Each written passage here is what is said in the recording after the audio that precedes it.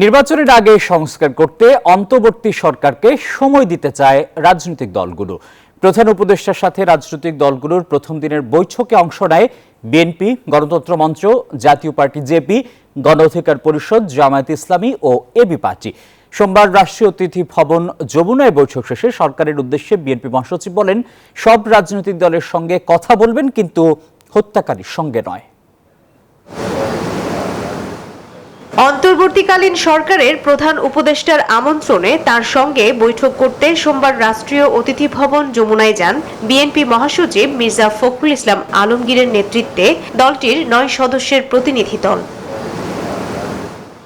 1 ঘণ্টার বৈঠক শেষে বিএনপি নেতারা অভিযোগ করেন, ছাত্র জনতার গণ আন্দোলনে অর্জিত বিজয়কে নস্যাৎ করার চেষ্টা করছে পরাজিত শক্তি। এর অংশ হিসেবে সংখ্যালঘুদের উপর সাম্প্রদায়িক হামলা নিয়ে অপপ্রচার চলছে।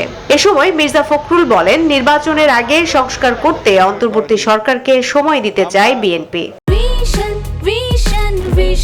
100% কপার কন্ডেন্সারে তৈরি ভিশন ফ্রিজ, তাই গুণে মানে অটুট থাকে বছরের পর বছর। যে সরকারকে সহায়তা করা এটা প্রতিটি দেশপ্রেমিক মানুষের একমাত্র কর্তব্য।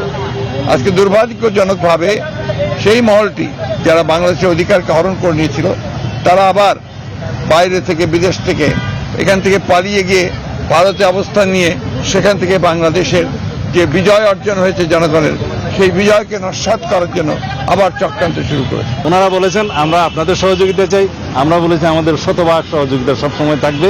এরপর প্রধান উপদেষ্টা বৈঠক করেন জামায়াতে ইসলামীর সঙ্গে। দলটির আমির ডক্টর শফিকুর রহমানের নেতৃত্বে 11 জন নেতা যোগ দেন বৈঠকে। হামলাটা ধর্মীয় কারণে হয়েছে নাকি রাজনৈতিক কারণে হয়েছে, এটা খুঁজে বের করতে হবে। এরপর গণ অধিকার পরিষদ, গণতন্ত্র মঞ্চ, আন্দালিব রহমান পার্থর জেপি, এবি পার্টির সাথে বৈঠক হয়। দলগুলো তাদের মতামত তুলে ধরেন প্রধান উপদেষ্টার কাছে। পরাজিত ফ্যাসিস্ট শক্তি, দানবীয় শক্তি নানানভাবে দেশকে অস্থিতিশীল করার পায়তারা করছে। নতুন করে একটা জনগণের একটা রাষ্ট্র তৈরি করা সম্ভব। ইমিডিয়েটলি প্রশাসনে কি কি সংস্কার করা দরকার, সরকারের অ্যাটিটিউড কি হওয়া দরকার, এসব বিষয়ে সাজেশন দিয়েছি। এই সরকারের রোডম্যাপটা কি, এই সরকারের রাষ্ট্র মেরামতের কি কি কাজ এনারা হাতে নিতে চান। যদি হাতে নিতে চান বড় কিছু, তাহলে মেয়াদ ন্যাচুরালি বড় হবে, বাট ইলেকশন তাড়াতাড়ি দিতে হবে এমন আমাদের কোনো প্রেশার নাই।